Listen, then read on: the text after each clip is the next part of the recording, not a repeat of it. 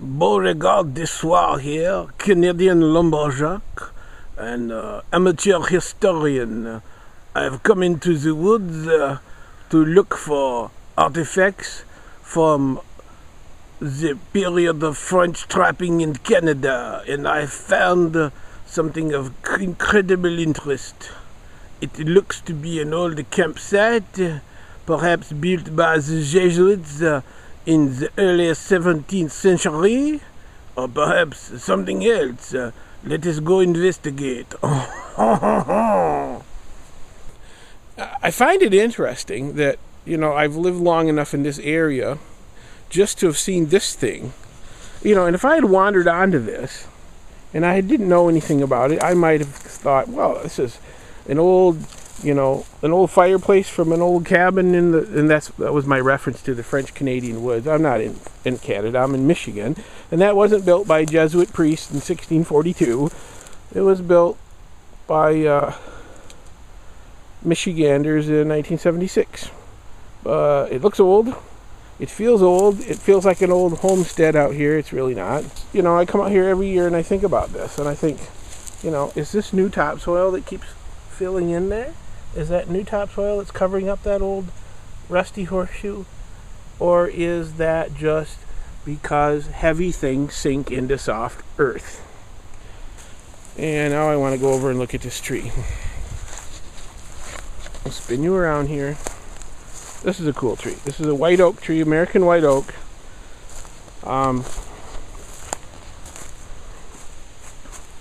Very old, but you can see it is green. Not the best example of a nice tall straight tree. It's got crazy amounts of branches coming off in all directions. But this thing is old. I mean, not California redwood old, but it's a big tree. There it is. It's like a half-liter bottle of soda. And that's how big the base of that tree is. So, somebody who knows about trees told me they thought it was about 300 years old, or 350 years old, something like that. I don't know. But check this out. Check this out. This is one of those creeping vines. This is a creeping vine.